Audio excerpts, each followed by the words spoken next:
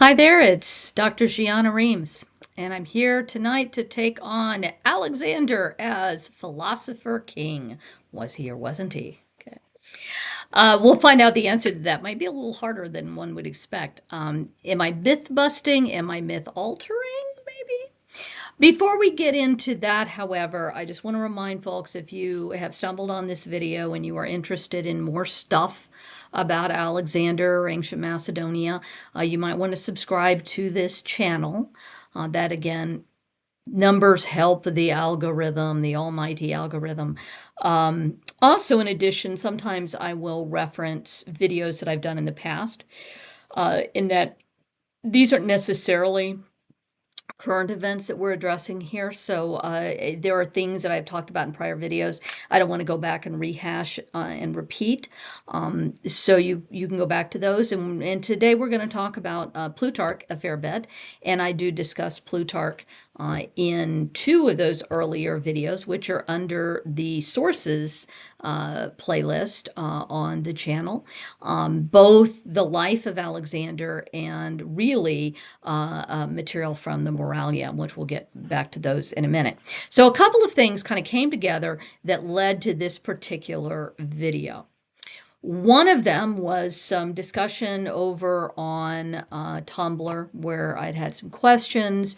And I was thinking, oh, maybe that would make a good YouTube video. And I was doing other stuff and I kind of wrote it down on my pad to do something with later. And then UNO's Poli-Sci department invited Stephen Scoltetti to come and give a talk for the Kirwan lecture. And his talk was on Plato's Philosopher Warrior King, or the Philosopher Warrior King in Plato's Republic. And he's given it at a couple of other places, and I'm going to quote and mention a few things in this video. The material isn't in print yet, but he's given them as public talks. So I do want to point to him, and I will give a link. Turns out he has actually discussed this very topic on a YouTube video on somebody else's channel. And I'll give the link to that in here so you can go hear him discuss his own paper and not listen to me try to, give a potted summary of it in this particular video. But you can go find out more about it there. I'm also going to mention some of the work of my colleague Salu Asarvatham, where if you want to know something about Plutarch and Alexander, Salu is one of the chief people to go and talk to, and she has some really cool things to say that I'm going to reference in terms of Alexander, philosopher, kings, and themes in Plutarch's life in particular. So with that kind of precursor, let's dig in. So first of all, a reminder, Plutarch is a member of the Second Sophistic. He's writing in the 1st century CE under the Roman Republic. Who are the Second Sophistic? Again, these are these Greeks who, Greece has now been under Rome a while. They are no longer the masters of their own fate, politically at least. And so many of these writers like to kind of go back and reference the greatness of the Greek past. And, oh, maybe we are not running the show, but we still have philosophy, we still have education, learning, paideia, etc. And so these are Plutarch's concerns. In his life of Alexander and Caesar, in fact, his general collection of things, the lives of famous Greeks and Romans, probably the Caesar and Alexander are somewhere in the middle of these in terms of his writing. These are the mature Plutarch. The other things that I'm going to talk about is a pair of rhetorical speeches. So these were written to be read aloud, and they would have been published after the fact, that were done early in Plutarch's career. And there's two of them. They appear to have been given on one day and then the next day, if we understand the material in there correctly, because he's talking about what I said yesterday. In there is called On the Fortune and the Virtue of Alexander. And in these, he's arguing that, no, Alexander was not great because of fortune, which, of course, was one of the arguments. He was lucky, even in antiquity. But he did it because he was a philosopher in his soul, okay? A philosopher king. And when we get into life as well, this kind of presentation of a philosopher in armor, this stuff goes back to Plato and the Republic. It's an idea that's been around, and I am kind of fascinated by how long that has held on. And so Plutarch is reaching back into this classical period with the classicizing of the Second Sophistic and saying, look how great we are. That Plato talked about a philosopher king, a philosopher warrior king, and look what we have. We have Alexander, and I will give him to you as an example. Now, that rhetorical speech should not be taken as Plutarch's final ideas about Alexander. You're going to get that more in the life. And one of the things Salou talks about in her discussions, and again, I'll put links to Skoltetti's, the YouTube video, and then to a couple of things by Salou Asservatham in the link, so you can go read it, is how Plutarch is creating a narrative. And that narrative is that good Greek paideia, good Greek education, produces Alexander, produces this philosopher king. But then when he gets into the East, he gets corrupted by Asian ways and descends down again. Okay? And so when Plutarch is introducing him to us, and I've read a few things before from the beginning and in a couple of prior videos about Alexander the nerd and how he likes to read, this is coming out of Plutarch. And while I might not doubt that Alexander liked to read, that seems a fairly well-established detail we get in multiple sources. What Plutarch does with it, okay, is to hook it into Greek paideia, Greek education, and the Greekification of this barbarian Macedonian who rises above, goes off to spread Greek culture, which is what he talks about in these rhetorical essays. And then again in his life, he's then corrupted again and returns to his barbarian ways, if you will. So it's kind of interesting what's going on. But all through what is 7 and 8 in at the beginning of Plutarch's life, he talks about Alexander's relationship with Aristotle. And maybe actually go back to 6. But yeah, 7 and 8. And toward the end of 8, and it was from 8 before that I was reading about what he liked to read, at the end, and he's been discussing his affection for Aristotle, how this had a chilling effect after the murder of Callisthenes, and so then he says here, however, that eager yearning for philosophy, which was embedded in his nature by Aristotle, and which ever grew with his growth, did not subside from his soul. Okay. So he's setting up early on that Alexander is going to become this philosopher king that Plato sought and tried to make in Dion and failed. And maybe Aristotle succeeded. But again, in the life, it's a little bit more nuanced. In the rhetorical speeches, it's pretty blunt and romanticized and exaggerated. Okay. But I want to come back to these and why they hook into Alexander in particular and why Plutarch plucks him out, aside from the fact that he's not a Roman.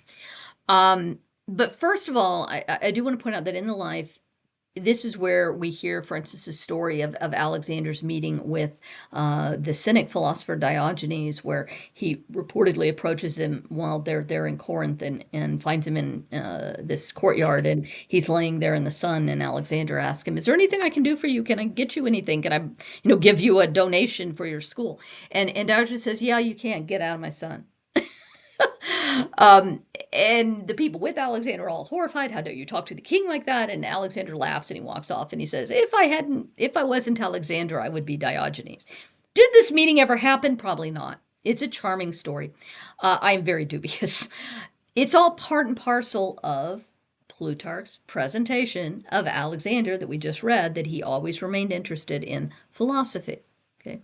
When he's in Egypt, Plutarch tells us he goes out looking for Egyptian philosophers. He means priests, but he doesn't know that. Did he? Quite possibly he did, but not for the reasons Plutarch is discussing. Then when we get to India, we get this very kind of bizarre story of Alexander versus the Indian philosophers. It is nowhere Except Plutarch. Plutarch made it up. All right, he made it up. The Gymnosophistae. We do know that Alexander had an interest in Indian philosophers, and he brought Calenus with him, this Indian yogi, back with him. So that part of it is real enough. But there wasn't any contest with the Roman, or sorry, with the Indian philosophers while he is in India. But it makes a charming story. Again, this is showing us Plutarch's interests in Alexander and philosophy. Philosophers had been at the Macedonian court earlier, so it's not just, you maybe think, well, oh, Philip did something new by hiring Aristotle to be Alexander's tutor. Well, other than the fact that Aristotle's dad had been physician to Philip's dad, Amyntas III, that's really what was going on there. There had been philosophers at the court, the Macedonian court, under Philip's older brother, okay, Perdikkas III. He had Euphraios, who was a student of Plato, was there at the court as one of his advisors. Okay, and according to some stories, you could not attend one of Perdiccas's supper parties, symposia, without knowing geometry. And this did not go over very well with some of the rough and tumble Macedonians. But this idea of philosophy being embedded in the court and teaching kings is therefore not that unusual. Aristotle is not a weird, left hand or right hand term by Philip. We already had Euphraios there. Although, by all accounts, Euphraios and Philip didn't get along, which might be why Euphraios was not the tutor for Alexander. But he found Aristotle. All right, so in Alexander's lessons under Aristotle, it is not, therefore, beyond belief, even if Aristotle and Plato ended up on outs, that Alexander would have read the Republic, okay, at some point, or parts of it. And would have been familiar with this concept that is embedded in the Republic of this philosopher king. And it's usually translated as a philosopher king, but one of the things I really appreciated in listening to Stephen Scoltetti talk about it is that he emphasizes these are warrior kings, the philosopher warrior king. And his interest is why in this dialogue where Plato Socrates is emphasizing that the guardians, the rulers of this ideal state, this good state,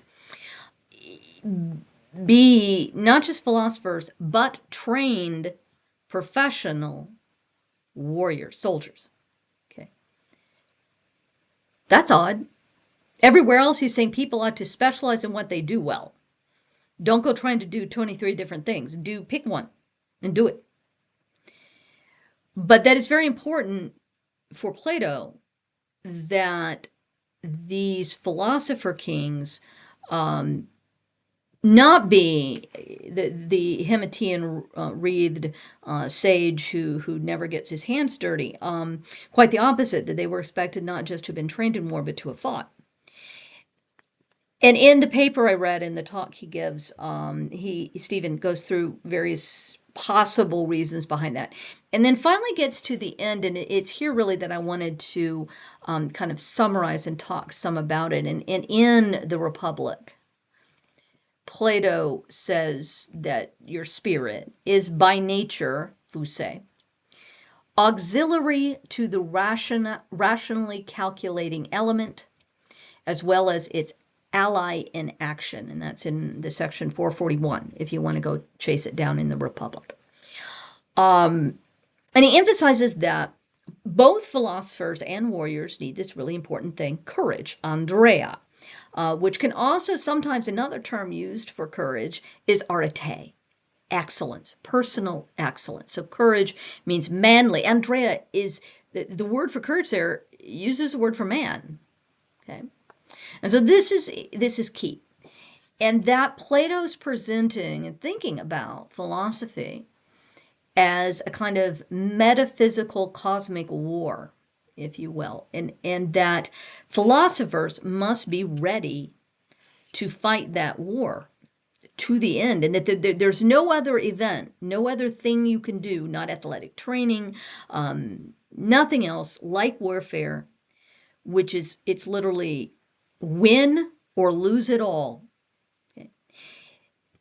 And to that thinking, keep in mind that Plato is writing this after the Peloponnesian War.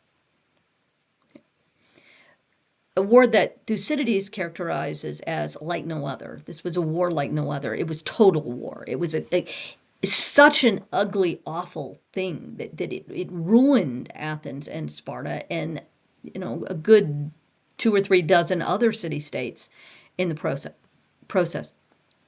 Greece would never be the same.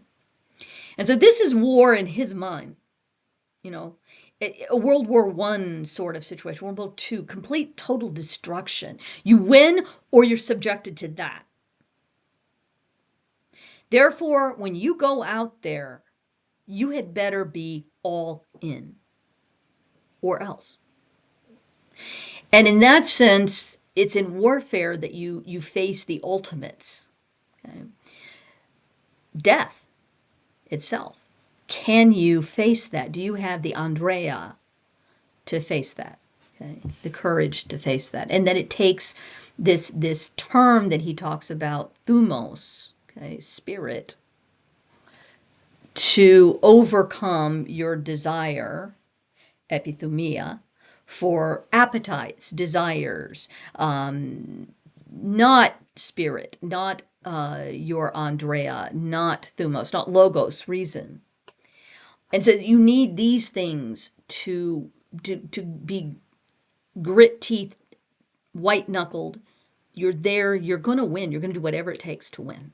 Okay, so that's the way that Scultetti is saying that Plato is thinking about war and soldiers and professional soldiers and philosophers. And that philosophers do this as those who want the good, the ultimate good, living in this physical body with all its appetites and other things.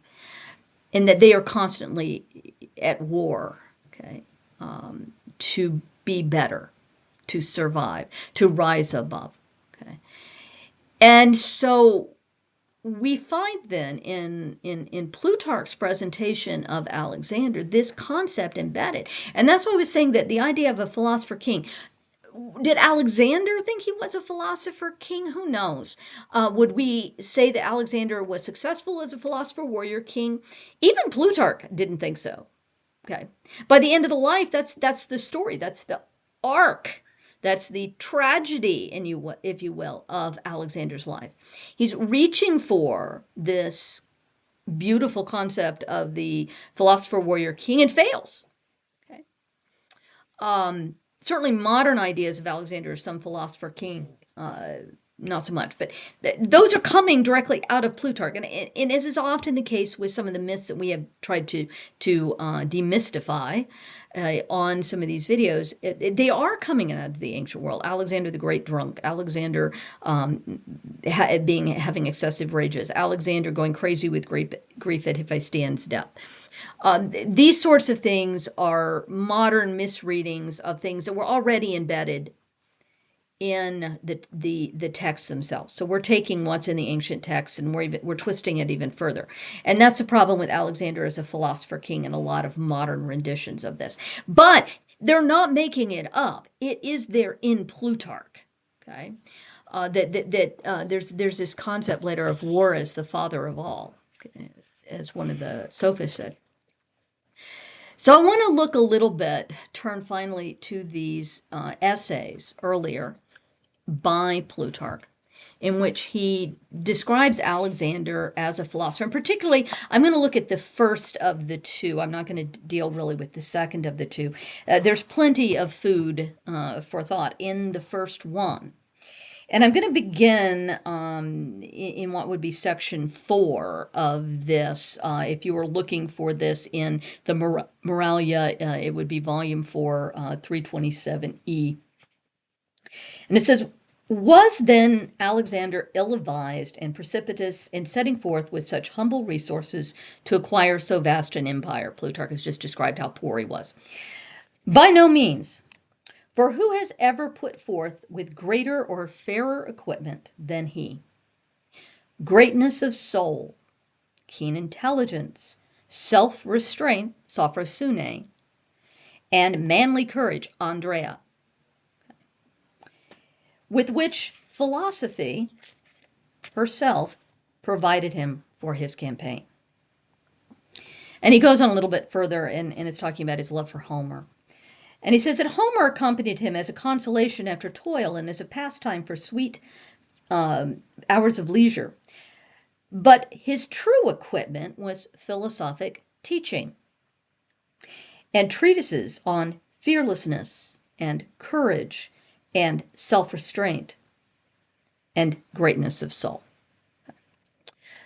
So these are the things, some of the things that he's presenting Alexander as a philosopher, and a philosopher in the way that Plato is describing. And for him, his argument is, no, he didn't write any philosophical tracts. No, he wasn't Plato or Aristotle. But Socrates didn't write anything either. His was all about teaching. And for Plutarch starts to connect Alexander's philosophy with his conquests. This is not the greatest of essays to a modern. When you're reading it, you cannot, you almost fall over the colonialist narratives here. And he presents conquest as philosophy. He says, if then philosophers take the greatest pride in civilizing and rendering adaptable the intractable and untutored elements in the human character, that is our appetites, that epithumia. And if Alexander has been shown to have changed the savage natures of countless tribes, it is with good reason that he should be regarded as a very great philosopher. So there's that. And again, a little bit later, talking about Alexander as conqueror and philosopher. Therefore, in the first place, the very plan and design of Alexander's expedition commends the man as a philosopher. In his purpose, not to win for himself luxury and extravagant living. Oh, no, that would be too oriental, okay? That's me editorializing. But to win for all men concord and peace and community of interests. Was it really what Alexander was after? We'll leave that for another day. What we're interested in here is how Plutarch is using Alexander through this lens of Plato. Okay, and he says here toward the end, the last thing I'm going to read from it. But philosophers differ from common persons, and having their powers of judgment strong and firm to face danger. Okay, since the common man is not fortified by conceptions such as these. Okay.